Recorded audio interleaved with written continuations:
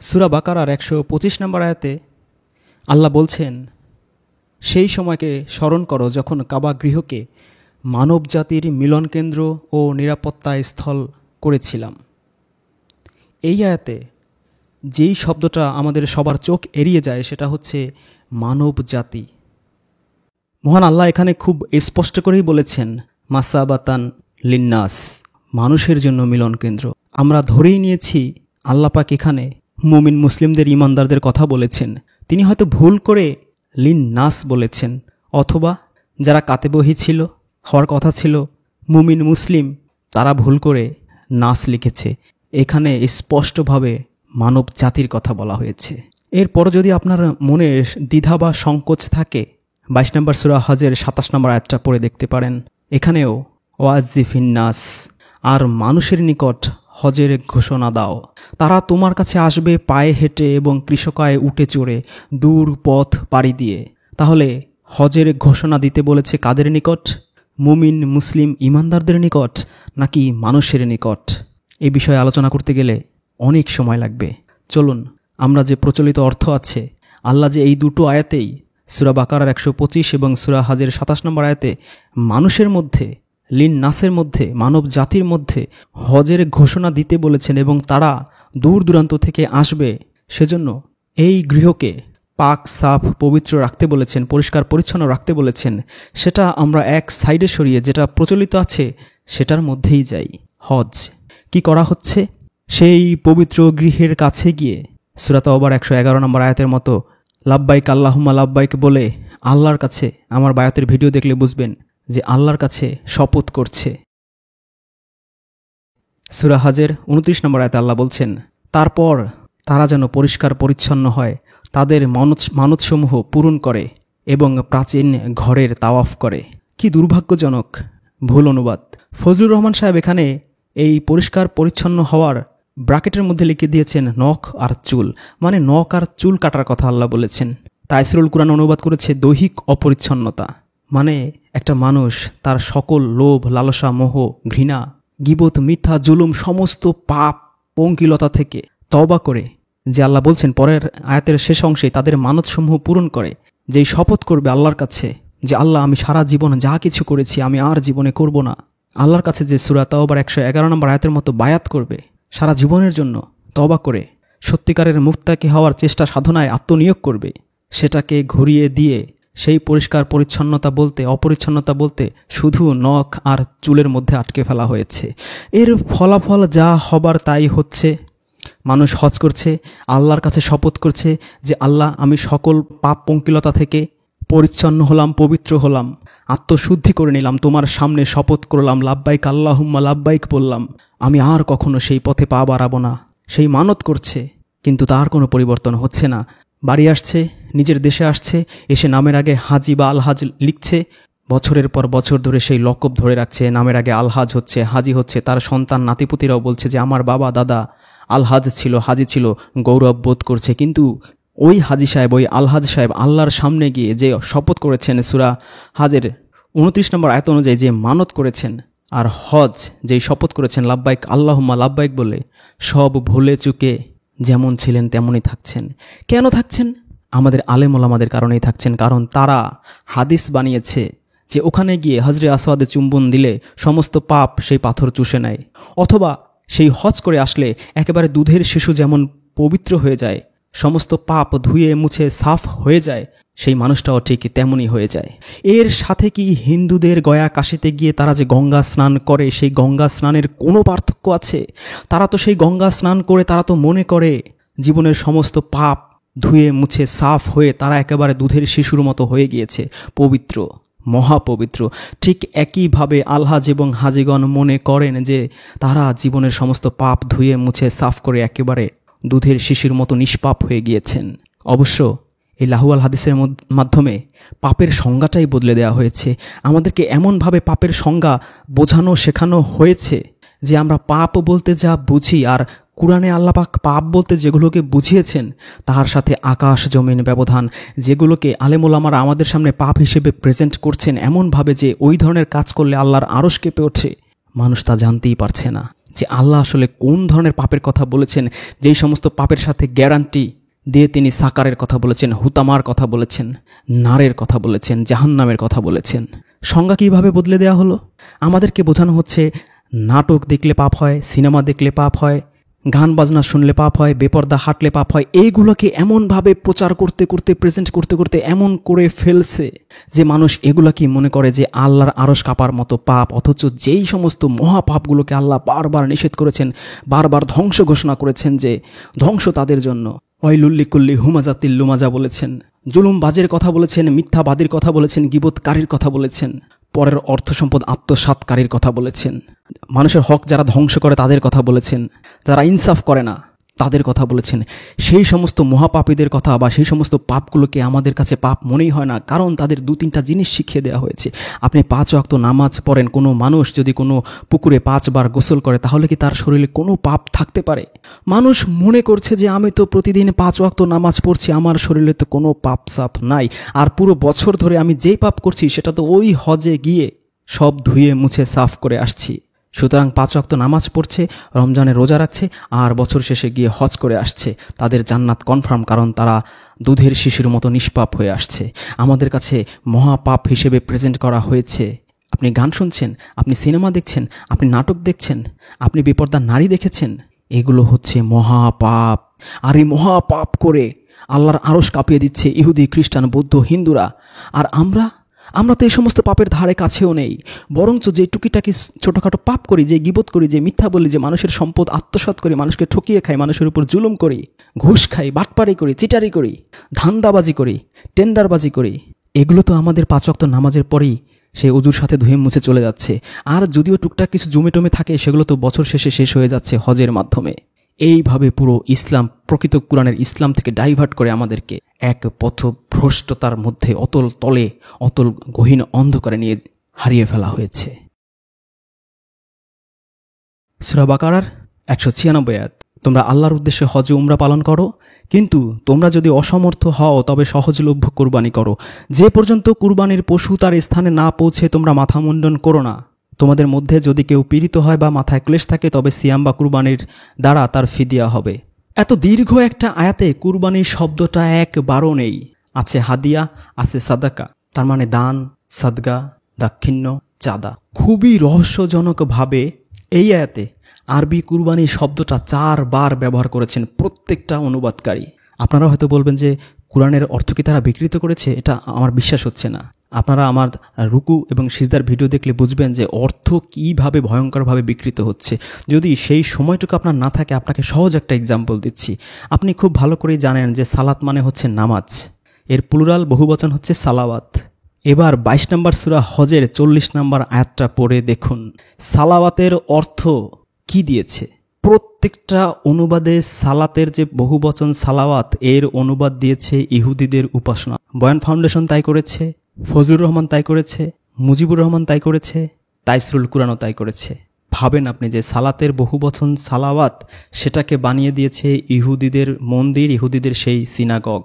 মানে অর্থ বিকৃতির কোন সীমা পরিসীমায় তারা চলে গিয়েছে একটু ভেবে দেখুন। আপনি প্রশ্ন করতে পারেন যে কুরবানির শব্দ কি তাহলে কোরআনে নেই? হ্যাঁ, কোরআনে অবশ্যই আছে কুরবানির শব্দ, কিন্তু এই আয়াতে কুরবানির শব্দ নেই। আছে হাদিয়া, ফিদিয়া, সাদাকা। কুরবানি আছে সূরা মায়েদার মানে 5 নম্বর সূরা 27 নম্বর আয়াতে। আদমের 2 ছেলের কুরবানির কথা স্পষ্ট করে বলা আছে। আর তুমি তাদের নিকট আদমের 2 পুত্রের সংবাদ যথাযথভাবে বর্ণনা করো। যখন তারা উভয় কুরবানি পেশ করল, অতঃপর তাদের একজন থেকে গ্রহণ করা হলো আর অপরজন থেকে গ্রহণ করা হলো না। সে বলল, অবশ্যই আমি তোমাকে হত্যা করব। অন্যজন বলল, আল্লাহ কেবল মুত্তাকিদের থেকেই গ্রহণ করেন, আল্লাহ কেবল মুত্তাকিদের আমলই কবুল করেন। এই যে মুত্তাকি কথাটা আবার এসে, আমার খুব প্রিয় বিষয় হচ্ছে মুত্তাকি। আমার স্বপ্ন সাধনা যে আল্লাহ যেন একদিন মুত্তাকি বানায়। এই আয়াতে স্পষ্টভাবে কুরবান শব্দটা আছে। তাহলে আল্লাহ কি এই সূরা বাকারার যেখানে 4 বার কুরবানি অর্থ করা হয়েছে, সেখানে কি কুরবানি শব্দটা ইউজ করতে ভুলে গেলেন? নাকি যারা কাতেবে ওহী লেখক ছিলেন তারা ভুলে অন্য শব্দ ব্যবহার করেছেন? ফিদিয়া, হাদিয়াকে তারা কুরবানি ধরে নিয়েছেন। সূরা সাফফাতের 102, 3, 7 নম্বর আয়াতেও আপনি কুরবানি শব্দটা পাবেন। অবশ্য সেখানে কুরবানি শব্দটা নেই, আছে জবেহ।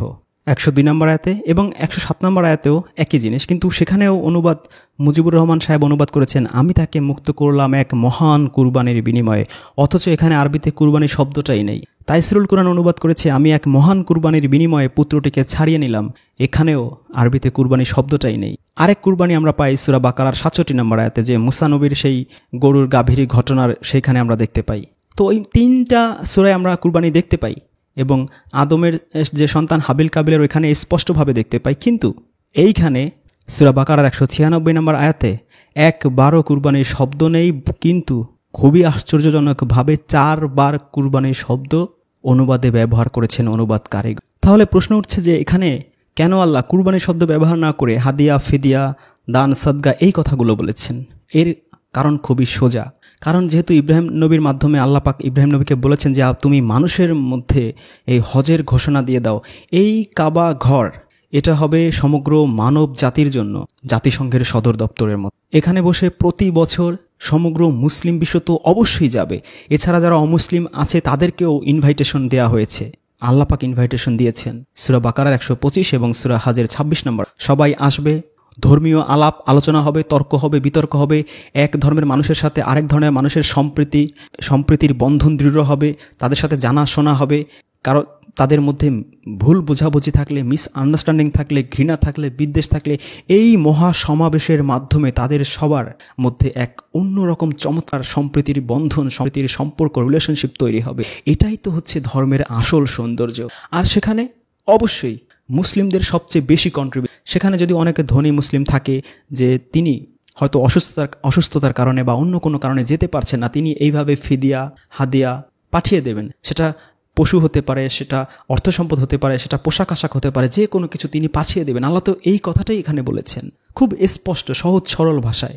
সেই হাদিয়া, ফিদিয়া, উপহার সেটাকে আমরা না বুঝে আমরা এটাকে সমগ্র মানব জাতির জন্য হজের ইনভাইটেশনকে আমরা উপেক্ষা করে শুধুমাত্র এটাকে আমরা পার্সোনাল ধর্ম বানিয়ে ফেলেছি, কিছু রিচুয়ালের মধ্যে আটকে ফেলেছি। এত চমৎকার একটা জিনিস যেখানে সমগ্র পৃথিবীর মানুষের একটা সেন্টার হতে, সমগ্র পৃথিবীর মানুষের একটা কনফারেন্স হাউস হতে পারত, সেটার তাৎপর্য, মহত্ব, মহিমা সব কিছুকে আমরা ধূলিসাৎ করে ফেলেছি। এখান থেকেই হতে পারত বিশ্ব দিক নির্দেশনা আর নিয়ন্ত্রণ। এখান থেকেই সমগ্র বিশ্বের মুসলিমদের যাবতীয় নিরাপত্তা, কল্যাণ বিধানের জন্য সত্য, সঠিক, ন্যায়ের দিক নির্দেশনা দেয়। আর এর সভাপতি হতো খাদেমুল হারামাইন। এখানেই আলোচিত হতো সমগ্র বিশ্বের মানুষের, বিশেষ করে মুসলিমদের দুঃখ, কষ্ট, বেদনার সমাধানে কি কি করা যায় সেই করণীয় সম্পর্কে রেজুলেশন।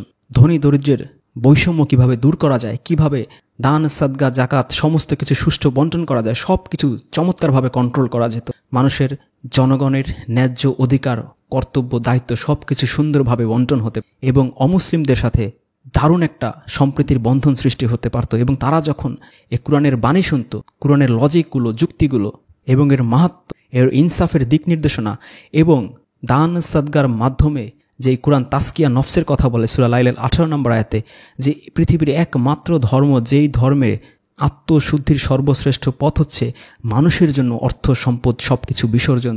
এই ধর্মের মাহাত্ম্য শুনলে অন্য ধর্মের মানুষরা আস্তে আস্তে এই ধর্মের প্রতি আকৃষ্ট হতো, যেই ধর্মে কোনো ভেদাভেদ নেই। যেভাবে 300-400 বছর আগে সমগ্র ভারতবর্ষে হিন্দুরা, বৌদ্ধরা লাখে লাখে, কোটিতে কোটিতে এই ধর্মের প্রতি আকৃষ্ট হয়েছিল, সেইভাবে ভিন্ন ধর্মের মানুষেরা সেই কাবায় গেলে বিশাল কনফারেন্স হলে জাতিসংঘের মতো এইভাবে ইসলাম সম্পর্কে তাদের মিসকনসেপশনগুলো দূর হতো এবং এই ধর্মের সৌন্দর্যগুলো তারা উপলব্ধি করতে পারত, উপভোগ করতে পারত এবং এই ধর্মকে আলিঙ্গন করত। তারপরও আমরা তর্কের খাতিরে ধরে নিলাম যে 4 বার কুরবানি শব্দটা ব্যবহার করা হয়েছে, সেটা সঠিক। যদি এটা ধরেও নেই, তাও আমরা দেখি যে আল্লাহ রাসূলকে দিয়ে এই কুরআন বিরোধী অনেক কাজকর্ম করানো হয়েছিল। সূরা মায়দার 97 নম্বর আয়াতে আল্লাহ বলছেন, পবিত্র কাবা গৃহ, পবিত্র মাস, কুরবানির জন্য কাবায় প্রেরিত পশু ও গলায় মালা পরিহিত পশুকে আল্লাহ মানুষের কল্যাণের জন্য নির্ধারিত করেছেন। সূরা মায়দার 2 নম্বর আয়াতে আল্লাহ বলছেন, আল্লাহর নিদর্শনের পবিত্র মাসের কুরবানির জন্য কাবায় প্রেরিত পশুর গলায় মালা বিশিষ্ট পশুর এবং নিজ রবের অনুগ্রহ ও সন্তোষ লাভের আশায় পবিত্র গৃহ অভিমুখে যাত্রীদের পবিত্রতার অবমাননা করবে না। সুতরাং ওই কনফারেন্সে যত অমুসলিমরা যাবে, তাদের যে খাওয়া দাওয়ার ব্যবস্থা করা, অথবা যে সমস্ত মুসলিমরা যাবে তাদের মধ্যে যারা দরিদ্র থাকবে তাদের খাবার দাবার ব্যবস্থা করার জন্য এই হাদিয়া ফিদিয়া বা এই পশু, তখন তো এত কিছু ছিল না, তখন পশুই ছিল মানুষের সবচেয়ে বড় সম্পদ। যার যত বেশি পশু থাকতো তাকে তো সবচেয়ে বেশি ধনী হিসেবে বিবেচনা করা হতো ওই সময়টাতে। এমনকি আমাদের দেশেও আজ থেকে 30-40-50 বছর আগেও এই ধারাই প্রচলিত ছিল। তো সেই প্রিয় পশুগুলাকেই তারা পাঠিয়ে দিত হাদিয়া ফিদিয়া উপহার হিসেবে। তাহলে প্রিয় জিনিসের যখন বিদায় বেলায় তখন কি করে? তাদের গলায় মালা দেয়া হয়। সেটাই আল্লাহ এখানে বলেছেন 5 নম্বর সূরা মায়দার 97 নম্বর আয়াতে, যে গলায় মালা পরিহিত পশু। এবং 2 নম্বর আয়াতেও একই কথা বলা হয়েছে। তাইসরুল কুরআন অনুবাদ করেছে, ওহে মুমিনগণ, আল্লাহর নিদর্শনাবলীর হারাম মাসের কাবায় প্রেরিত কুরবানি পশুর এবং গলদেশে মাল্য পরিহিত পশুর অসম্মান করো না। এখানেও গলদেশে মাল্য পরিহিত পশুর কথা বলা হচ্ছে, যে অসম্মান করো না। আল্লাহ ডাইরেক্ট অর্ডার, গলদেশে মাল্য পরিহিত পশু। এবার 5 নম্বর সূরা 97 নম্বর আয়াতের তাইসরুল কুরআন অনুবাদ করেছে, পবিত্র কাবা গৃহকে আল্লাহ তোমাদের জন্য প্রতিষ্ঠার উপকরণ করে দিয়েছেন, আর হারাম মাস কুরবানির উদ্দেশ্যে কাবায় প্রেরিত পশু এবং তাকে চিহ্নিত করার গলার মালাকেও। এবার আমরা দেখি আল্লাহ রাসূলের নামে কিভাবে মিথ্যা হাদিস বানানো হয়েছে। মিশকাতুল মাসাবি মানে মিশকাত শরীফের 2627 নম্বর হাদিস, মুসলিম শরীফের 1283 নম্বর হাদিস, নাসাই আহমদ শরীফের 4149 নম্বর হাদিস, সুনানুল কুবরা লিল বাইহাকির 8815 নম্বর হাদিস। আব্দুল্লাহ ইবনে আব্বাস রাদিয়াল্লাহু হতে বর্ণিত, তিনি বলেন, রাসূল সাল্লাল্লাহু আলাইহি ওয়াসাল্লাম জুল হুলাফায় জোহরের সালাত আদায় করলেন, এরপর তার কুরবানির পশু আনালেন এবং এর কুজের ডান দিকে ফেলে দিলেন ও এর রক্ত মুছে ফেলে গলায় 2টি জুতার মালা পরিয়ে। আপনি কল্পনা করতে পারছেন যে আল্লাহর রাসূলের নামে কিভাবে মিথ্যা হাদিস বানানো হয়েছে? যেখানে আল্লাহ কুরআনে বলেছেন যে গলায় মালা পরিহিত পশু, সেখানে আল্লাহর রাসূল এই কুরবানির পশুর গলায় জুতার মালা পরিয়েছেন। এইভাবে তার নামে হাদিস বানা হয়েছে। আরেকটা হাদিস দেখি আমরা, মুসলিম শরীফের 1321, সুনানুল কুবরা লিল বাইহাকির 10180 নম্বর হাদিস এবং মিশকাত শরীফের 2628 নম্বর হাদিস। আয়েশা রাদিয়াল্লাহু হতে বর্ণিত, তিনি বলেন, একবার নবী সাল্লাল্লাহু আলাইহি ওয়াসাল্লাম বাইতুল্লাহর কুরবানির পশু হিসেবে এক পাল ছাগল পাঠালেন এবং এগুলোর গলায় জুতার মালা পরিয়ে। মিশকাত শরীফের 2633 নম্বর হাদিস। আবু হুরায়রা হতে বর্ণিত, তিনি বলেন, একবার রাসূল সাল্লাল্লাহু আলাইহি ওয়াসাল্লাম এক ব্যক্তিকে একটি কুরবানির উট চালিয়ে নিয়ে যেতে দেখলেন। তখন তিনি বললেন, এর উপর উঠে যাও। তখন লোকটি বলল, হে আল্লাহর রাসূল, এটা তো কুরবানির উট। মানে বুঝতেছেন যে ওই মানুষটাও এই কুরবানির উটকে কতটা সম্মান করছে, যে সে এর উপরে উঠতে চাচ্ছে না। তিনি মানে রাসূল সাল্লাল্লাহু আলাইহি ওয়াসাল্লাম বললেন, চড়ে যাও। সে পুনরায় বলল, এটা তো কুরবানির উট। মানে সে সেকেন্ড টাইম কিন্তু আবার বলছে যে এটা সে রেসপেক্ট করছে সেই কুরবানির উটটাকে। তখন রাসূল সাল্লাল্লাহু আলাইহি ওয়াসাল্লাম দ্বিতীয় বা তৃতীয়বার বললেন, আরে হতভাগা, এর উপরে চড়ে যাও। এই হচ্ছে হাদিস, যে কুরবানির উটকে একজন সাধারণ মুমিন মুসলিম পর্যন্ত রেসপেক্ট করছে, সম্মান করছে, এর উপরে উঠছে না। সেখানে আল্লাহর রাসূল তাকে ধমকি দিচ্ছেন, 3 বার বলছেন এবং লাস্টের বার বলছেন, আরে হতভাগা, এর উপর চড়ে। দুঃখ লাগে আল্লাহ রাসূলের নামে কিভাবে কুরআন বিরোধী হাদিস বানানো হয়েছে। এবার আমরা দেখি মিশকাত শরীফের 2635 নম্বর হাদিস। আব্দুল্লাহ ইবনে আব্বাস রাদিয়াল্লাহু হতে বর্ণিত, তিনি বলেন, রাসূল সাল্লাল্লাহু আলাইহি ওয়াসাল্লাম একবার মক্কায় এক ব্যক্তির সাথে কুরবানি করার জন্য 16টি উটনি পাঠালেন এবং তাকে কুরবানি করার জন্য দায়িত্ব বুঝিয়ে দিলেন। লোকটি জিজ্ঞেস করল, হে আল্লাহর রাসূল, যদি পথিমধ্যে উটগুলোর কোনোটি অচল হয়ে পড়ে তখন আমার করণীয় কি? উত্তরে তিনি বললেন, জবেহ করে দেবে। অতঃপর এর মালার জুতা 2টি এর রক্তে রঞ্জিত করে তার কুজের পাশে রাখবে। চিন্তা করেছেন? মানে জবেহ করে এর যে মালার যে জুতা থাকবে সেই জুতা 2টি এর রক্তে রঞ্জিত করে তার কুজের পাশে রাখবে। 2640 নম্বর হাদিস। আব্দুল্লাহ ইবনে আব্বাস রাদিয়াল্লাহু হতে বর্ণিত, তিনি বলেন, নবী সাল্লাল্লাহু আলাইহি ওয়াসাল্লাম হুদায়বিয়ার সন্ধির বছর নিজের কুরবানির পশুগুলোর মধ্যে আবু জেহেলের একটি উটকেও কুরবানির পশু হিসেবে মক্কায় পাঠিয়েছিলেন। এর নাকে ছিল একটি রূপার নথ বা বলয়, অপর বর্ণনায় আছে সোনার বলয় ছিল। এটি দ্বারা রাসূল সাল্লাল্লাহু আলাইহি ওয়াসাল্লাম মুশরিকদের মনে ক্ষোভের সঞ্চার করতে চেয়েছিলেন। এই হাদিস থেকেও বোঝা যাচ্ছে যে যারা মুশরিক ছিল তারা পর্যন্ত এই কুরবানির, তারা তো আব্রাহামিক ধর্মের অনুসারী ছিল, তারা পর্যন্ত কুরবানির পশুকে কতটা ভালোবাসত, সম্মান করত, যে এর নাকে স্বর্ণ অথবা রূপার নথ তারা পরিয়ে দিয়েছিল। 2641 নম্বর হাদিস। নাজিহা আল খুয়াই হতে বর্ণিত, তিনি বলেন, আমি রাসূল সাল্লাল্লাহু আলাইহি ওয়াসাল্লামকে জিজ্ঞেস করলাম, হে আল্লাহর রাসূল, যে কুরবানির পশু পথে অচল ও অপারগ হয়ে পড়বে তার ক্ষেত্রে আমি কি করব? জবাবে তিনি বললেন, একে কুরবানি করে ফেলবে, তবে তার মালার জুতা এর রক্তে ডুবিয়ে কুজের পাশে রেখে দিবে, অতঃপরে কুরবানির করা পশুকে মানুষের মাঝে রেখে দেবে। এখানেও সেই মালার জুতার কথাই আছে, এই রক্তে ডুবিয়ে পাশে রেখে দিতে। এই হাদিস আপনি পাবেন তিরমিজি শরীফের 910, ইবনে মাজার 3106, ইবনু আবি শায়বার 15342, আহমদ শরীফের 18443, সহি ইবনু হিব্বানের 4033 নম্বর হাদিস। যেখানে মহান আল্লাহ সূরা মায়দার 97 নম্বর আয়াতে এবং সূরা মায়দার 2 নম্বর আয়াতে কুরবানির পশুর সম্মানের কথা বলেছেন, তাদের গলায় ফুলের মালার কথা বলেছেন, সেখানে আল্লাহ রাসূলের অজস্র এরকম হাদিস বানানো হয়েছে যে তিনি তাদের গলায় জুতার মালা পরিয়েছেন। যেখানে ফুলের মালার কথা আল্লাহ বলেছেন, সেখানে আল্লাহ রাসূল আল্লাহর এই আদেশের বিরুদ্ধে গিয়ে তিনি ফুলের মালার পরিবর্তে জুতার মালা পরিয়েছেন। এইভাবেই আল্লাহর রাসূলকে কুরআন বিরোধী প্রমাণ করার চেষ্টা করা হয়েছে। এবার আমরা দেখি এই কুরবানি করবে কোথায়, এই কথা আল্লাহ কুরআনে কি বলেছেন। সূরা মায়দার 97 নম্বর আয়াতে আল্লাহ বলেছেন, পবিত্র কাবা গৃহ, পবিত্র মাস, কুরবানির জন্য কাবায় প্রেরিত পশু। খেয়াল করেন, কুরবানির জন্য কাবায় প্রেরিত পশু ও গলায় মালা পরিহিত পশুকে আল্লাহ মানুষের কল্যাণের জন্য নির্ধারিত করেছেন। তাহলে কুরবানির জন্য পশু প্রেরণ করা হয় কোথায়? স্পষ্টভাবে সূরা মায়দার 97 নম্বর আয়াতে আল্লাহ বলে দিয়েছেন, কাবায়। আমরা আরেকটা আয়াত দেখি, সূরা হজের 33 এবং 34 নম্বর আয়াত, এ সমস্ত পশুতে তোমাদের জন্য নানাবিধ উপকার রয়েছে এক নির্দিষ্ট কালের জন্য, অতঃপর তাদের কুরবানির স্থান প্রাচীন গৃহের নিকট। একেবারে ক্রিস্টাল ক্লিয়ার পরিষ্কারভাবে আল্লাহ বলে দিয়েছেন যে তাদের কুরবানির স্থান প্রাচীন গৃহের নিকট। বয়ান ফাউন্ডেশন অনুবাদ করেছে সূরা হজের 33 নম্বর আয়াত, এসব চতুষ্পদ জন্তুতে নির্দিষ্ট সময় পর্যন্ত তোমাদের জন্য কল্যাণ রয়েছে, তারপর এগুলোর কুরবানির স্থান হবে প্রাচীন ঘরের নিকট। মুজিবুর রহমান অনুবাদ করেছে কুরবানির স্থান হবে প্রাচীন গৃহের নিকট। তাইসিরুল কুরআন অনুবাদ করেছে সর্বশেষে এগুলোর কুরবানির স্থান হচ্ছে প্রাচীন ঘরের নিকট।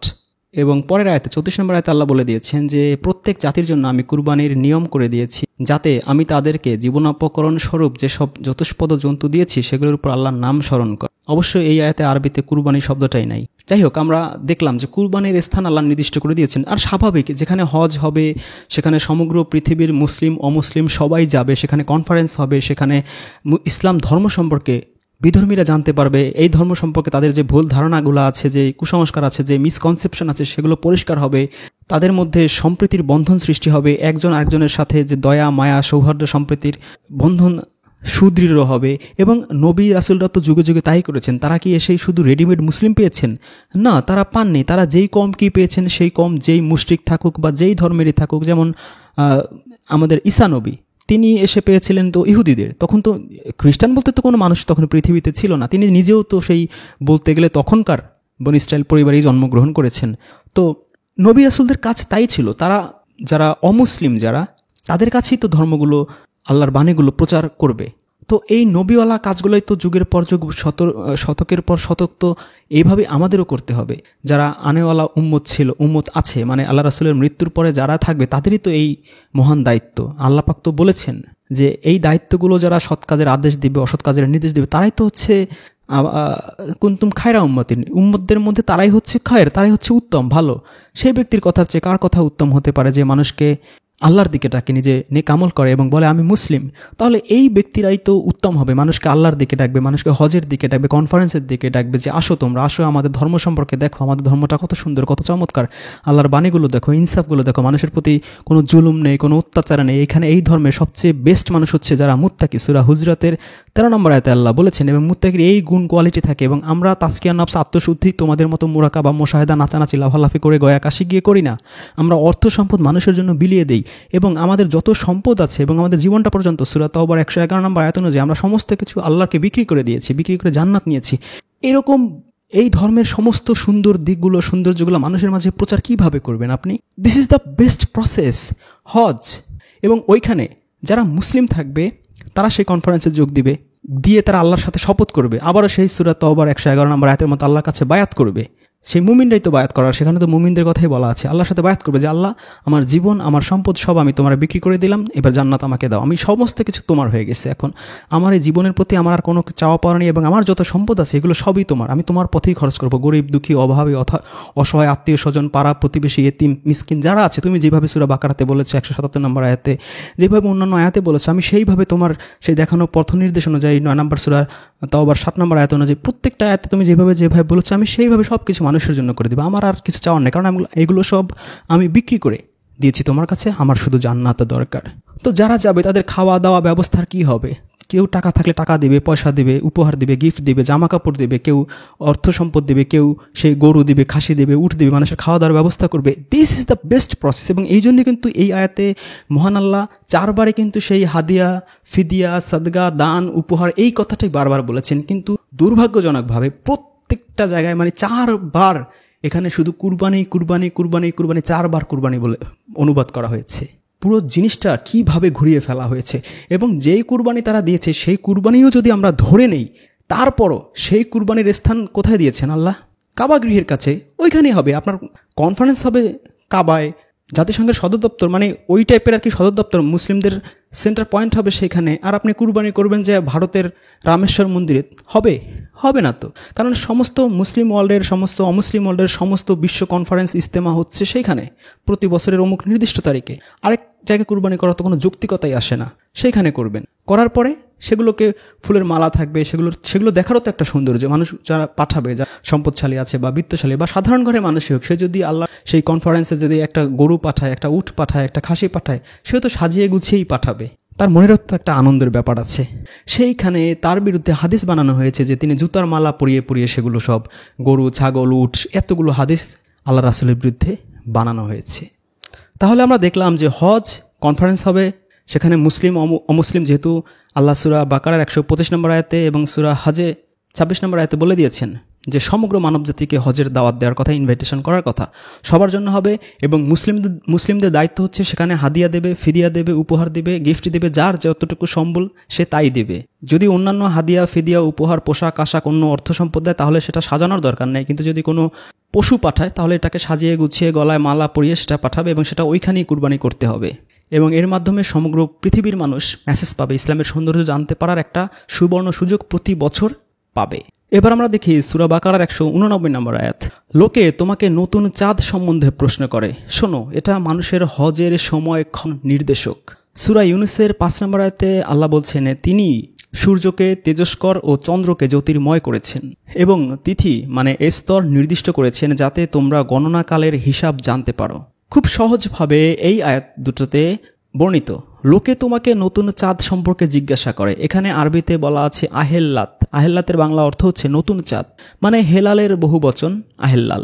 তার চন্দ্র মাসের প্রথম থেকেই, ঈদের চাঁদ আমরা যেরকম রোজার ঈদের দেখি, যেদিন চাঁদ দেখলাম সন্ধ্যায়, তার পরের দিন থেকে তো আমরা ঈদ করি, ওইভাবে যখন নতুন চাঁদ উঠবে তার পরের দিন থেকেই কিন্তু হজ শুরু। আল্লাহ স্ট্রেট বলে দিয়েছেন এখানে যে শোনো এটা মানুষের হজের সময়ক্ষণ নির্দেশক। আহেল্লাত নতুন চাঁদ। তাহলে যেটা নতুন চাঁদ নয় সেটার আরবি কি? সেটার আরবিও তো আছে, কামার নামে সূরাই আছে আমাদের পবিত্র কুরআনে। কামার হচ্ছে পূর্ণচন্দ্র, সেই সম্পর্কে কিন্তু প্রশ্ন করা হয়নি।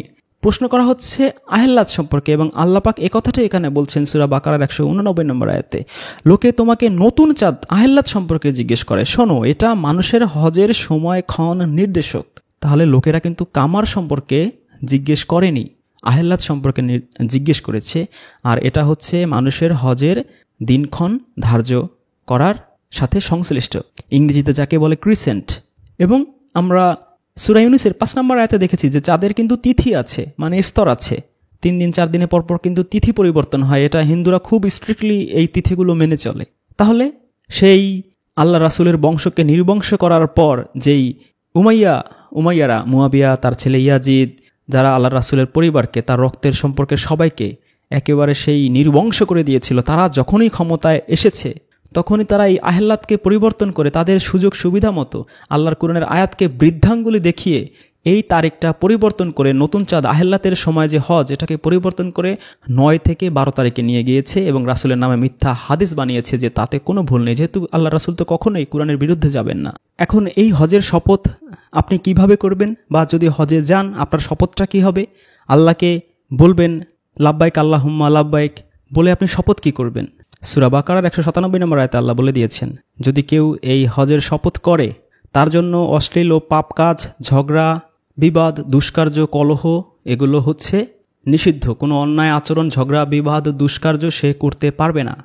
আর কি? সূরা হজের 29 নম্বর আয়াতে আল্লাহ বলে দিয়েছেন তারা যেন পরিষ্কার পরিচ্ছন্ন হয়, যত পাপ জীবনে করেছে সেগুলো থেকে ধুয়ে মুছে পরিষ্কার পরিচ্ছন্ন হওয়ার সে শপথ নেবে। আর এই শপথে যা বলবে সেই মানতগুলো সে অবশ্যই পূরণ করবে। তারপর প্রাচীন ঘরের তাওয়াফ করবে। এখন এরকম পরিষ্কার পরিচ্ছন্ন হয়ে যাব, সমস্ত পাপ পঙ্কিলতা থেকে সব ধুয়ে মুছে আমি একেবারে বিশুদ্ধ পবিত্রতম মুসলিম হয়ে যাব, মুত্তাকি হয়ে যাব, এই রকম শপথ কয়জন নেয় সেই কাবা ঘরের ওইখানে গিয়ে? যারা নেয় না, এই শপথ করে না, তাদের কি পরিণতি সেই সম্পর্কেও আল্লাহ বলেছেন। এটা শেষের দিকে বলবো, যেই হুঁশিয়ারি আল্লাহ ব্যক্ত করেছেন। সুতরাং আমরা সূরা বাকারার 197 এবং সূরা হজের 29 নম্বর আয়াত অনুযায়ী দেখতে পাচ্ছি যে হজের শপথ হচ্ছে যে যদি কেউ হজের শপথ করে, মানত করে, তাহলে রওনা হওয়ার পর থেকেই সে মিথ্যা, অন্যায়, অত্যাচার, অবিচার, লোভ, হিংসা, মোহ, ক্রোধ প্রভৃতি যে কোনো ধরনের খারাপ কাজ, কোনো যৌন ভোগ ইত্যাদি যাবতীয় গর্হিত কাজ ত্যাগ করবে, মানে কুরবানি করবে। জীবনে আর এগুলো করবে না। সমস্ত অর্থের, টাকা পয়সা, সম্পত্তি, প্রতিপত্তি, ক্ষমতার মোহ সমস্ত কিছু সে কুরবানি করার শপথ করবে এবং পরবর্তী জীবনে তা রক্ষা করে চলার দৃঢ় মনোবলেই তার জীবন চলার পথের পাথেয় হবে। এবার আমরা দেখি সূরা আল ইমরানের 96 থেকে 97 নম্বর আয়াতে মানব জাতির জন্য, দেখুন আবারও এই আয়াতের শুরুতে আছে মানব জাতি। এখানেও কিন্তু সেই মুমিন মুসলিম বলা নেই, শুধুমাত্র মুসলিমদের জন্য নয়, মানব জাতির জন্য সর্বপ্রথম যে গৃহ প্রতিষ্ঠিত হয় তাই বাক্কায় বরকতময় ও বিশ্বজগতের দিশারি। এতে অনেক সুস্পষ্ট স্মৃতি জড়িত আছে ইব্রাহিমের আস্তানায়, এবং যে কেউ সেখানে প্রবেশ করে সে নিরাপদ হয়। মানুষের মধ্যে যার সেখানে যাওয়ার সামর্থ্য আছে, আল্লাহর উদ্দেশ্যে ওই গৃহে হজ করা তার অবশ্য কর্তব্য, এবং কেউ প্রত্যাখ্যান করলে সে জেনে রাখুক আল্লাহ বিশ্বজগতের মুখাপেক্ষী নন। তাহলে এখানে ইট পাথরের একটা ঘর বিশ্বমানবের শান্তি ও মুক্তির দিশারি, এটা হতেই পারে না। এটা মূলত ওই ঘরটাকে বোঝানো হয়নি, কারণ তাতে আল্লাহর একত্ববাদ, নবী, রাসূল, কুরআন ইত্যাদি গুরুত্বহীন ও গুরুতর প্রশ্নের সম্মুখীন হয়ে পড়ে এবং পাথর বা মূর্তিবাদে অনুপ্রাণিত করে। অতএব ইব্রাহিম যেই ব্যবস্থা, যেই দিন, যেই পদ্ধতি, যেই সিস্টেম এবং আল্লাহর পথে চলার, হিদায়াতের পথে চলার যেই প্রসেসগুলো নিয়ে এসেছেন, যেই সিস্টেমগুলো নিয়ে এসেছেন, এগুলো পুনঃপ্রতিষ্ঠাই বিশ্বজগতের দিশারি বলে অভিহিত করা হয়েছে। এই জন্যই আল্লাহ রাসূলকে কিন্তু বলা হয়েছে যে আপনি একনিষ্ঠভাবে ইব্রাহিমের ধর্ম আদর্শ অনুসরণ করুন। তাহলে ইব্রাহিমের ধর্ম আদর্শ কি ইট পাথরের ঘর, নাকি আল্লাহর প্রতি একমাত্র আল্লাহর বিধিবিধান মেনে চলার যে কঠিন, তীক্ষ্ণ, দৃঢ় প্রতিজ্ঞা সেটা? আর এটাকে কেন নিরাপদ বলা হলো? এটা তো খুব সহজ, যেহেতু এটা হবে মুসলিম বিশ্বের, মানে মুসলিম বিশ্ব না, সমগ্র পৃথিবীর মানব জাতির সেন্ট্রাল হেডকোয়ার্টার। জাতিসংঘে ঢুকলে যেমন মানুষ নিরাপদ হয়, এখানেও সেরকম নিরাপদ হবে সে। তার সিকিউরিটির বিধান করার দায়িত্ব অবশ্যই মুসলিমদের হবে, যদি অমুসলিম যারা এইখানে আসবে।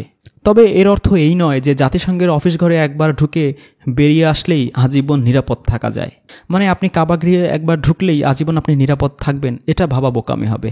আর আরও যদি পরিষ্কার ও নিশ্চিত করে বলা হয় তাহলে বলতে হবে যে কাবা হচ্ছে বিশ্বজগতের দিশারি, ইহজগতের বাস্তব কল্যাণকামী, বেহেশত বা মৃত্যুর পরের কালের দিশারি কিন্তু বলা হয়নি। ইহজগতে আপনি আল্লাহর মেসেজগুলো, এই কোরআনের আলোকবর্তিকা সমগ্র বিশ্বে কিভাবে ছড়িয়ে দেবেন, সেই ডিসিশনগুলো ওইখানে নেবেন এবং সমগ্র অমুসলিম যারা ওইখানে আসবে তাদেরকে যে ইসলামের দাওয়াত দিবেন, কোরআনের সৌন্দর্য প্রচার করবেন, তাদের সিকিউরিটি, নিরাপত্তা বিধানের ব্যবস্থা আপনাকেই করতে হবে, এই কথাটাই এখানে বলা হয়েছে। আর শুধু ঘরের মধ্যে প্রবেশ করলেই পাপ যদি ক্ষমা হয়ে যায়, মাফ হয়ে যায়, ধুয়ে মুছে সাফ হয়ে নিষ্পাপ দুধের শিশু হয়ে যায় আর শান্তি প্রতিষ্ঠিত হয়ে যায়, তাহলে তো আরবের রাজা বাদশারা বর্তমানে সেই আমেরিকান সৈন্যদের ঘাঁটি তাদের সেই দেশে বানাতো না, কাবা ঘরেও সেই আমেরিকান খ্রিস্টান ফোর্স সিকিউরিটির জন্য রাখতো না, এমনকি ইসরায়েলের সিকিউরিটি ফোর্সও ওইখানে রাখা হয় কাবা ঘরের নিরাপত্তার জন্য, সেটাও রাখতো না। তাছাড়া এই কাবা ঘরেই কিন্তু সেই মুশরিকদের শত শত মূর্তি ছিল, অনেকে বলে 360টা মূর্তি ছিল, কিন্তু এই মূর্তিগুলো কি কোনো নবীর আমলেই নিরাপদ ছিল? কোনো নবী রাসূলের আমলেই সেই মূর্তিগুলোও নিরাপদ ছিল না। তার মানে কাবা ঘরে ঢুকলেই নিরাপদ হবে, এই বিষয়টা মোটেই আল্লাহ এখানে বোঝাননি। আবু জেহেল, আবু লাহাব, আবু সুফিয়ান এরা তো অহরহ এই ঘরে প্রবেশ করত, আর ওটাও পৌত্তলিকদের অধিকারী সেই কাবা ঘরই ছিল এক সময়। কিন্তু আল্লাহর রাসূলের বিপরীতে ওই কাবা ঘর কি তাদের রক্ষা করেছিল? করেনি। এ কারণেই শত শত বছর ধরে সেই উমাইয়া যুগ থেকে সে আরবের খলিফা বলুন, রাজা বাদশারা বলুন, এই ভোগবিলাসী রাজা বাদশারা 1300 বছর ধরেই তাদের ক্ষমতা ধরে রাখার জন্য, ক্ষমতার নিরাপত্তার জন্য আর নিজ জাতি মুসলিমদের থেকে নিজেরা সেফ থাকার জন্য, সিকিউরিটি থাকার জন্য, আত্মরক্ষার জন্য সেই কাফের মুশরিকদের, সেই বিধর্মীদের, সেই ইহুদি খ্রিস্টান বৌদ্ধ বলে যাদের গালমন্দ করি আমরা সারা দিন রাত, তাদের মাধ্যমেই তারা পাহারার ব্যবস্থা করেছেন এবং নিজেরা সবসময় মৃত্যু ভয়ে ভীত সন্ত্রস্ত জীবন যাপনও করেন যে কখন না কোন মুসলিমরা এসে তাদের মেরে ফেলে। তার মানে সেখানে যাওয়ার সামর্থ্য থাকার মূল অর্থ কিন্তু টাকা পয়সা নয়, বরং সেই কাবা ঘরে যাওয়ার যার সামর্থ্য আছে, এই সামর্থ্য বলতে বোঝানো হয়েছে যে ওই কাবা ঘরে গিয়ে লাব্বাইক আল্লাহুম্মা লাব্বাইক, আল্লাহর সামনে যেই শপথ করবেন, সেই শপথ বাকি সমগ্র জীবন আপনি রক্ষা করতে পারবেন কিনা, সেই মানসিক সামর্থ্য আপনার আছে কিনা, সেই তাকওয়া আছে কিনা, সেই মুত্তাকির আলো আপনার মধ্যে আছে কিনা, সেই শক্তি সামর্থ্যের কথাই আল্লাহ এখানে বলেছেন। সূরা মায়দার 97 নম্বর আয়াত। পবিত্র কাবাগৃহ, পবিত্র মাস, কুরবানির জন্য কাবায় প্রেরিত পশু ও গলায় মালা পরিহিত পশুকে আল্লাহ মানুষের কল্যাণের জন্য নির্ধারিত করেছেন। এটা এজন্য যে তোমরা যেন জানতে পারো যা কিছু আসমান ও জমিনে আছে আল্লাহ তা জানেন এবং আল্লাহ সর্ববিষয়ে সর্বজ্ঞ। এখানেও কিন্তু এই আয়াতেও কোরবানি শব্দও নাই, পবিত্র শব্দটাও নাই। এখানে আছে কোরবানির জন্য প্রেরিত পশু, এই ডিটেলস বর্ণনাও নাই। আছে হাদিয়া, ফিদিয়া, সাদগা, দান, যেটা বলেছিলাম, পত্রমালা, হাড়, এগুলো প্রথমেই আলোচনা করেছি যে এগুলো বলাই হয়েছে যে ফল মূল, যেহেতু আল্লাহ ওই যে সূরা কাসাসের 57 নম্বর আয়াতে বলে দিয়েছিলেন যে আমি কি তাদের নিরাপদ সংরক্ষিত হারামে স্থান প্রতিষ্ঠিত করিনি, যেখানে সর্বপ্রকার ফলমূল আমদানি হয় আমার দেয়া দান হিসেবে, রিজিক রূপে, কিন্তু তারা অধিকাংশই বোঝে না। তার মানে এটা শত হাজার বছর ধরেই এইখানে এইভাবে কনফারেন্স সেন্টার ছিল এই কাবাটাই। এখানে সকল মানুষরা এখানে ফল মূল, খাবার দাবার, পশু, বিভিন্ন হাদিয়া ফিদিয়া, দান সাদগা করতো, যেহেতু এখানে বিশাল ধরনের কনফারেন্স হতো। আর এটাই ছিল বাইতুল মাল, যে সর্বসাধারণের জাতীয় মালখানা বা গুদামঘর বা বাইতুল মাল হিসেবে এই হাদিয়া, টাকা পয়সা, দান, পোশাক আশাক, সোনা গয়না, পশু, ফলমূল, মালাহার, এগুলো এখানে রাখা হতো। এটাই স্বাভাবিক ছিল, যেহেতু এটা হাজার হাজার বছর ধরেই এখানে এই কাবাকে সেন্টার করা হয়েছে, যে আল্লাহ নিজেই তো বলে দিয়েছেন যে মানব জাতির জন্য প্রথম ঘর। আর পশুর গলায় হার, এটা তো আমরা দেখি যে অনেক যারা বাড়িতে অনেক পশু পালন করে তারাও কিন্তু গলায় মালা দেয়, বেল্ট দেয়, বিভিন্ন জিনিস তারা পরায়, আদর করে রাখে অনেক বাড়িতে। আরেকটা আয়াত দেখি আমরা, সূরা হজের 27 নম্বর আয়াত। মানুষের নিকট হজের ঘোষণা করে দাও, তারা তোমার নিকট আসবে পদব্রজে ও ক্ষীণকায় বাহনে চড়ে, আসবে দূর দূরান্ত পথ অতিক্রম করে।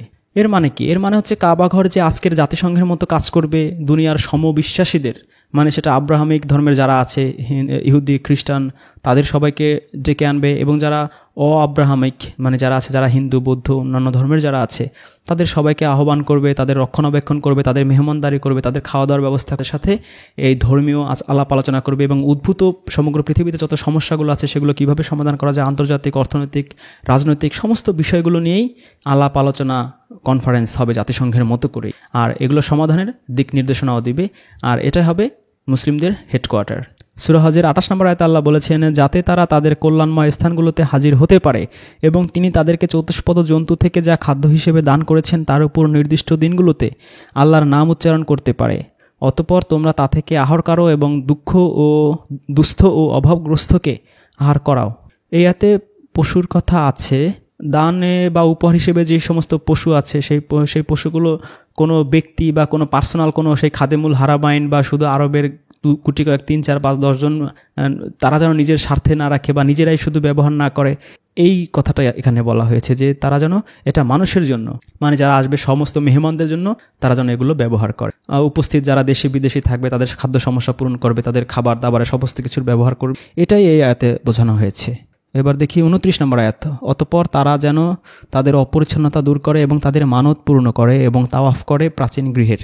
তো এই যে এটা তো পরিষ্কার যে অতীতের যত কৃত অপকর্ম আছে, যত পাপ আছে, সমস্ত অপরিচ্ছন্নতা ত্যাগ করে পুত পবিত্র হওয়ার এবং প্রাচীন গৃহে যেই শপথ করা হয়েছে, মানে মানত, এখানে আরবিতে মানত শব্দটাই আছে, এই মানত, এই শপথ যেন সব সময় সর্বদা সে স্মরণ রাখে এবং ওই শপথের মধ্যে থেকেই যেন বাকি সারাটা জীবন কাটায়, সেই ইন্ডিকেশনই আল্লাহ এই সূরা হজের 29 নম্বর আয়াতে দিয়েছেন। আর সূরা হজের 33-34 নম্বর আয়াতে এটা তো আলোচনা করেছি যে আল্লাহ বলেছেন যে এতে তোমাদের জন্য নানাবিধ উপকার রয়েছে এক নির্দিষ্ট সময়ের জন্য, অতঃপর তাদের কুরবানির স্থান প্রাচীন গৃহের নিকট। আমি প্রত্যেক জাতির জন্য কুরবানির নিয়ম করে দিয়েছি, যাতে আমি তাদের জীবন উপকরণ স্বরূপ যেসব পশু দিয়েছি সেগুলোর উপর আল্লাহর নাম উচ্চারণ করে। তাহলে কুরবানির স্থান হবে প্রাচীন গৃহের নিকট। এটা এই সূরা হজের 33-34 আয়াতে আল্লাহ পরিষ্কারভাবে বলে দিয়েছেন। সূরা হজের 36 আয়াতে আল্লাহ বলছেন, এবং উটগুলো আল্লাহর নিদর্শনের অন্যতম, তোমাদের জন্য তাতে মঙ্গল আছে, সুতরাং সারিবদ্ধভাবে দণ্ডায়মান অবস্থায় তাদের উপর আল্লাহর নাম নাও। যখন তারা কাত হয়ে পড়ে যায় তখন তোমরা তা আহার করো, এবং আহার করাও ধৈর্যশীল, অভাবগ্রস্তকে, ক্ষুধার্তকে, এবং আমি তোমাদের অনুমতি দিয়েছি যাতে তোমরা কৃতজ্ঞ হওয়ার সুযোগ পাও। এখানে এই আয়াতে আল্লাহকে বুঝিয়েছে। এখানে তখনকার সময়ে তো এই গবাদি পশু ছিল সহায় সম্পদের মধ্যে সবচেয়ে গুরুত্বপূর্ণ। মরুভূমির দেশ, যানবাহন খাদ্য সমস্যার দেশ, মক্কায় হজে দূর দূরান্ত থেকে যারা আসতো, সেই অগণিত হাজার হাজার লক্ষ লক্ষ মানুষের সমাগম যেহেতু হতো, সেহেতু খাদ্য সমস্যাই ছিল সবচেয়ে প্রধান। আর তখন তো ফ্রিজের যুগও ছিল না যে ওইভাবে সেগুলো করতে পারবে, রেখে দিতে পারবে। এজন্য একেবারে তাজা ফলমূল, খাবার দাবার, পশু, এগুলো তাজা হওয়াটাই ছিল সবচেয়ে গুরুত্বপূর্ণ। এজন্য দান বা হাদিয়া হিসেবে, এই হাদিয়া ফিদিয়া হিসেবে এই পশু বেশি আসতো, কারণ মানুষের অর্থ সম্পদ বলতে তখন এই পশুটাই ছিল সবচেয়ে ইম্পর্টেন্ট। কারণ হচ্ছে যে জায়গা জমি তার উঠিয়ে নিয়ে যাওয়া যায় না, অথবা সেই ধান চাল গম পশু ওগুলো কয় বস্তায় বা নেওয়া যায়, তার চেয়ে পশুটাই সবচেয়ে দামি, এবং সেগুলো নিয়ে যাওয়াটাও খুব সহজ, কারণ ওটা হাঁটিয়ে হাঁটিয়ে নিয়ে যাওয়া যায়। সুতরাং সেখানে প্রচুর পশু জবাইয়ের অনুমতি দেওয়া হয়েছে। উপস্থিত যারা থাকবে সকল মুসলিম অমুসলিম সকলের খাদ্য ঘাটতি পূরণের এটাই হচ্ছে সবচেয়ে সহজ পন্থা। আল্লাহ এখানে বলেই দিয়েছেন যে এতে তোমাদের জন্য নানাবিধ উপকার রয়েছে এক নির্দিষ্ট সময়ের জন্য। তো নির্দিষ্ট সময়ের জন্য কেন বলছে? কারণ ওই যে কনফারেন্সটা তখন হবে, এতে আগত মানুষের খাদ্যাভাব পূরণ বা দেহতৃপ্তি ব্যতীত আল্লাহর সন্তুষ্টি, পাপখণ্ডন, বেহেশত প্রাপ্তি এর কোনো আলামতি এই আয়াতের মধ্যে নাই। অথচ বলা হয় হাদিসের মাধ্যমে যে এই হজ করলে একেবারে দুধের শিশুর মতো নিষ্পাপ হয়ে যাবে, এরকম কোনো কথাই এখানে নেই। তাহলে এই আয়াতের সবচেয়ে গুরুত্বপূর্ণ লাইন হচ্ছে যে কুরবানির স্থান হচ্ছে প্রাচীন গৃহের নিকট। এখন অন্য কোথাও আপনি দিবেন কিনা সেটা এখন আপনি কোরআনের আয়াত পড়ে মিলিয়ে নিন। এবার এই যে হাদিস বানানো হয়েছে যে যেগুলো জবাই করা হবে, কুরবানি করা হবে, এগুলো বিশাল সওয়াবের, আল্লাহ একেবারে ডাইরেক্ট সূরা হজের 37 নম্বর আয়াতে বলে দিয়েছেন, আল্লাহর নিকট তাদের গোশত এবং রক্ত পৌঁছায় না, বরং পৌঁছায় তোমাদের তাকওয়া। এই যে দ্যাটস দ্য ইম্পর্টেন্ট কথা, যে আপনি ওইখানে কি শপথ করলেন হজের ওইখানে, লাব্বাইক আল্লাহুম্মা লাব্বাইক বলে, যে বাকি জীবন আপনি সমস্ত পাপের জীবন থেকে ফিরে যাবেন, এবং অপরিচ্ছন্ন যে ছিলেন, যেই আপনার মধ্যে যত পাপ ছিল, যত জুলুম ছিল, যত বেইনসাফি ছিল, যত অন্যায় অত্যাচার জুলুম আপনার মনের মধ্যে লুকিয়ে ছিল, সমস্ত কিছু থেকে ফ্রেশ হয়ে একেবারে পরিপূর্ণ মুত্তাকি হয়ে যাবেন। এই শপথটাই হচ্ছে ইম্পর্ট্যান্ট, যে তোমার ওই রক্ত গোস্ত যদি আপনি হাদিয়া ফিদিয়া হিসেবে পাঠান, এগুলো পৌঁছাবে না আল্লাহর কাছে। আপনি যে শপথ নিয়েছেন, যে প্রমিস করেছেন, যে অঙ্গীকার করেছেন, সেটাই পৌঁছাবে আল্লাহর কাছে। আল্লাহর প্রতি যে আপনার যে তাকওয়া, যে ভয়, দ্যাটস ইম্পর্ট্যান্ট। সুতরাং আল্লাহকে ভয় করে সেই শপথটাকে বাকি জীবন আপনার মেনটেন করতে। সূরা আনামের 136 নম্বর আয়াত, আল্লাহ যে শস্য ও গবাদি পশু সৃষ্টি করেছেন তা থেকে তারা আল্লাহর জন্য এক অংশ নির্দিষ্ট করে এবং আপন ধারণা অনুযায়ী বলে, এক অংশ আল্লাহর জন্য, দ্বিতীয় অংশ দেবতাদের জন্য, বাকিটা নিজেদের জন্য আর কি। যা তাদের দেবতাদের অংশ তা আল্লাহর কাছে পৌঁছায় না, এবং যা আল্লাহর অংশ তা তাদের দেবতাদের কাছে পৌঁছে। তারা যা মীমাংসা করে তা নিকৃষ্ট। তার মানে এই যে পৌত্তলিক যারা ছিল তারা এরকম ভাগাভাগি করতো, 7 ভাগে কুরবানি করতো, 5 ভাগে, 3 ভাগে, 2 ভাগে, আত্মীয় স্বজনের 1 ভাগ, গরিবদের 1 ভাগ, মিসকিনদের 1 ভাগ, নিজেরা খাইতো 1 ভাগ, ওই কাজ করতো 1 ভাগ। তো আল্লাহ এখানে স্ট্রেট বলে দিয়েছেন যে এগুলো আল্লাহ ঘৃণা করেন।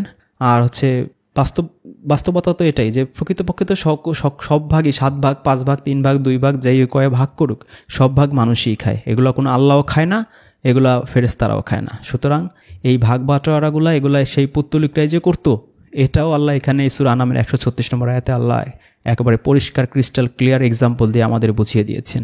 সুতরাং আমরা বলতে পারি যে এই যে হজ, এই কুরবানি, এগুলো একেবারে নাটক সিনেমার মতো একেবারে অনুষ্ঠান সর্বস্ব করা হয়েছে। কুরআনে আল্লাহ যেই গভীরতা, যেই মাহাত্ম্য, যেই সৌন্দর্য, যেই ব্যাপকতা, যেই বিশাল একটা মহৎ উদ্দেশ্যে এগুলো ইন্ট্রোডিউস করেছিলেন, তার ধারে কাছেও নাই। মানে 100 ভাগের 5 ভাগের মধ্যেও আমরা মুসলিমরা এখন নাই। এই জন্যই এই অবস্থা, আমাদের ইমানের এই অবস্থা, আমাদের মুত্তাকি হওয়ার সাধনারও এই অবস্থা, আমাদের আমলেরও একই অবস্থা। এটা পুরোপুরি হিন্দুদের সেই গয়া কাশী, সেই গঙ্গা স্নানের মতো। সেই গঙ্গা স্নান করে আসলে সমস্ত পাপ ধুয়ে মুছে দুধের শিশু হয়ে যাবে, নিষ্পাপ হয়ে যাবে। সেই তার সাথে এখনকার এই যে হজ, এর সাথে তার খুব একটা পার্থক্য নাই। এর মূল উদ্দেশ্য পুরোপুরি ধ্বংস করে ফেলা হয়েছে। এবং সেখানে যে লাব্বাইক আল্লাহুম্মা লাব্বাইক বলে যে শপথ করা হয়, বাড়ি আসার আগেই সব ভুলে আবার আগের মতো সগর্বে সেই অপকর্ম চালাইতে থাকে। সে তো মনে করে যে আমি হজ করছি, সব পাপের আগের পাপ তো ফিনিশ, আবার নতুন উদ্যমে শুরু করে। তাহলে আমরা বলতে পারি যে এই সিনেমা নাটকের কিছু ফলাফল থাকলেও এই এই এই ধর্ম অনুষ্ঠানের যে লাখ লাখ টাকা ব্যয় করা হয় বা এত কিছু করা হয়, এতে কোনো উপকার পাওয়া যায় না। আর এতে যদি কোনো সওয়াব বা কল্যাণ হইতোই তাহলে 1400 বছরেও আমরা দেখতে পেতাম। আর এই কারণেই এইসব ধর্মকর্ম করলে যে লাভ হবে, সওয়াব হবে, এগুলো আলেমওলামারা বলে যে এগুলো দুনিয়াতে এগুলোর বেনিফিট পাবা না, এগুলো সব পাবা তোমরা হচ্ছে মরার পরে আখিরাতে। কিন্তু আল্লাহ বিশেষ করে এই হজ এই সিস্টেমটা করেছিলেন এই দুনিয়াতেই, সমগ্র পৃথিবীতে মুসলিমরা যেন বিশাল একটা টপ পজিশনে থাকতে পারে, সব জায়গায় একটা নিয়ন্ত্রণ নিতে পারে, সেই সিস্টেমটা, সেই পদ্ধতিটা দিয়েছিলেন মহান আল্লাহ। এখন কি করছে মানুষ? অবৈধ আয়ের কিছু অংশ বা সামান্য হালাল ভিটে মাটি বিক্রয় করে সন্তানদের ভিখারি করে মক্কায় গিয়ে চুল ফেলা, পাথর চুম্বন, বৃদ্ধ বয়সে ম্যারাথন দৌড়, এরকম কাজকর্ম করে আসছে। হজ যে কি, কেন দিচ্ছে আল্লাহ, কি উদ্দেশ্যে দিচ্ছে, এর মূল মহত্ব কি, কি কি শপথ করতে হয়, কি কি মানত করতে হয়, তার কিছুই তারা জানে। সুতরাং এই হজ করে আসলেই যে পুত পবিত্র হয়ে যাবে, মানুষ নিষ্পাপ হয়ে যাবে, এটা হচ্ছে মোল্লাদের কুরআন বিরোধী একটা অবস্থান। এবং এর মাধ্যমে মানুষকে আরও বেশি পাপের দিকে উৎসাহিত করা হচ্ছে। কারণ সেই কোটিপতি বড়লোক, সেই আমলা, বড় বড় পুলিশ অফিসার যারা ঘুষখোর, বিশাল বিশাল মানুষের অর্থ সম্পদ লুটপাট করে, যেসব বড় বড় ব্যবসায়ীরা, যেসব টেন্ডারবাজরা, যেসব প্রতারকরা, ধান্দাবাজরা, তারা এটাকে তাদের সেই নিষ্পাপ হওয়ার একটা বিশাল মাধ্যম হিসেবে বানিয়ে নিয়েছে, সেই গঙ্গা স্নানের মতো। আর এ কারণেই এই সমস্ত যে সমস্ত হাজিগণ সেই মক্কা থেকে ফিরে এসে পবিত্র নিষ্কলুষ মাসুম মুসলমান হয়ে আবার নতুন উদ্যমে অন্যায়, অত্যাচার, অবিচার, সুদ, ঘুষ, ধর্ম ব্যবসা, যাবতীয় অপকর্ম সুন্দরভাবে চালিয়ে যেতে পারছে। আগের গুনাহ সব মাফ হয়ে গেছে, এই মিথ্যা কল্পনা করে আগের চেয়েও বেশি পাপ কাজে লিপ্ত হয়ে সমাজের অশান্তি বরং আরও অনেক গুণ বেশি বাড়িয়ে তোলে। এর মাধ্যমে প্রমাণ হয় যে এই হজে তার আসলে কোনো গুনাহ মাফ হয়নি এবং আল্লাহর সাথে যে শপথ করেছে, যে মানত করেছে, এগুলো সবই আল্লাহর সাথে ফাজলামি করে আসছে। সুতরাং এই হজের ওইখানে যাওয়ার যোগ্যতা কার আছে? যে ওই শপথ রক্ষা করে চলতে পারবে, আল্লাহর সাথে যে সেই প্রমিস করতে পারবে, সেই মানসিক অ্যাবিলিটি যার আছে, সেই হচ্ছে শপথের ওইখানে যাওয়ার, হজ করার যোগ্যতা বলতে আল্লাহর সাথে এই প্রমিস রক্ষার মনোবলকেই, মানে এই তাকওয়াকেই শ্রেষ্ঠতম যোগ্যতা বলে আল্লাহ ঘোষণা করেছেন। সুতরাং নিতান্ত জ্ঞানী, শিক্ষিত, ধার্মিক, শপথ রক্ষায় সামর্থ্যবান ব্যতীত শপথ অনুষ্ঠানে মানে এই হজে যাওয়ার যোগ্যতা অন্য কারণেই, অধিকারও নেই। যতই সে হালাল হারাম সম্পদশালী হোক না কেন, একটা দেশের 50-60 হাজার নয়, মাত্র 5,000 লোকও যদি কুরআন অনুযায়ী যাবতীয় অন্যায়, অবিচার, লোভ, হিংসা ইত্যাদি না করার সংকল্প করে, প্রমিস করে, আল্লাহর সাথে বায়াত করে এবং তা বাস্তবে রক্ষা করে চলে, তবে 5 বছরের মধ্যেই 25,000 সৎ বা প্রকৃত ধার্মিক তৈরি হয়, মুত্তাকি তৈরি হয়। এদের মধ্য থেকেই জাতীয় সংসদে যদি পাঠানো যায়, প্রত্যেক দেশের মুসলমানরা যদি এইভাবে নিজ নিজ দেশের পার্লামেন্টে যেতে পারে মুত্তাকিরা, তাহলে প্রত্যেকটা মুসলিম দেশই হবে বিশ্বের শ্রেষ্ঠতম দেশ, আদর্শ দেশ, উন্নত দেশ, শান্তিপূর্ণ। এমনকি সমগ্র বিশ্বের দৃষ্টান্ত বেহেশতখানায় পড়ে হবে সেই দেশগুলো। এইভাবে পর্যায়ক্রমে সমস্ত বিচারক, শিক্ষক, আইনজীবী, সরকারি অফিস আদালত, সচিবালয়, মানে সেনাবাহিনীর মেজর, পুলিশ ডিপার্টমেন্টের ওসি থেকে শুরু করে সবাই ধাপে ধাপে এইভাবে আল্লাহর সাথে শপথ করার জন্য সেই হজে যাবে বা যেতে পারে, যদি ওইভাবে যে এটার মূল উদ্দেশ্যটা কি এবং আল্লাহর সাথে কী ধরনের শপথ করা হয়, কী ধরনের মানত করা হয়, সেটা বুঝে যদি তারা যেতে পারে। সকল জাতির মধ্যেই এই শপথের বিধান ছিল এবং আছে, কিন্তু মানব জাতি একক ও অভিন্ন শান্তির ধর্ম, মানব ধর্ম, ইসলাম থেকে সমাজ সংস্কার ও উন্নয়ন নীতি অর্থাৎ প্রচলিত রাজনীতিটুকু আলাদা করে তীর্থস্থানগুলোকে অকর্মণ্য, অকেজো, অনুষ্ঠান সর্বস্ব একটা নেশাগ্রস্ত নাটকীয় মঞ্চে ঐশী গ্রন্থ তোরা, গসপেল, বেদ, কুরআনকে মনুষ্যরচিত 2 নম্বরে ধর্মগ্রন্থ মানে হিন্দুরা বানিয়েছে উপনিষদ, খ্রিস্টানরা বানিয়েছে টেস্টামেন্ট, ইহুদিরা বানিয়েছে তালমুদ, আর মুসলিমরা বানিয়েছে বুখারি, মুসলিম, তিরমিজি সহ হাজার হাজার, শত শত, লক্ষ লক্ষ হাদিস সম্বলিত সেই লাহুয়াল হাদিসের বই। এগুলো বানিয়ে সেই আসমানে কিতাবগুলোকে তারা জিন্দা কবর দিয়েছে।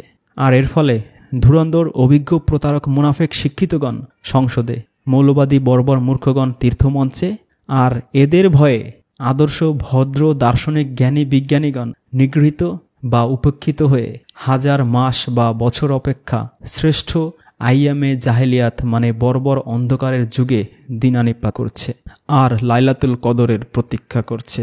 আমরা যারা সাধারণ মানুষ আছি, সাধারণ, শান্ত, শিষ্ট, ভদ্র আছি, কুরআন অন্বেষণ আছি, আল্লাহর হুকুম হাকাম মেনে চলার মানসিকতা রাখি, আমরা এই ধুরন্ধর অভিজ্ঞ প্রতারক মুনাফেক বাটপার চিটার ধান্দাবাজ যারাই হজ করে এসে হাজি নাম ধারণ করে সমাজকে আরও বেশি লুটেপুটে খায়, গরিবের অর্থ সম্পদ কেড়ে খায়, জুলুম করে খায়। আর যে সমস্ত মোল্লারা এই 2 নম্বরই হাদিস গ্রন্থ, কেউ উপনিষদ, কেউ তালমুদ, কেউ সেই নিউ টেস্টামেন্ট, কেউ গসপেল দিয়ে, কেউ 2 নম্বরই হাদিস দিয়ে এই আসমানি কিতাবগুলোকে, আসমানি গ্রন্থগুলোকে জিন্দা কবর দিয়ে তারাই নায়েবে রাসূল উপাধি ধারণ করে, দেবতার অবতার নাম ধারণ করে, জিসাসের অবতার নাম ধারণ করে বাকি সমগ্র পৃথিবীর মানুষকে শোষণ করে যাচ্ছে, রক্ত চুষে খাচ্ছে।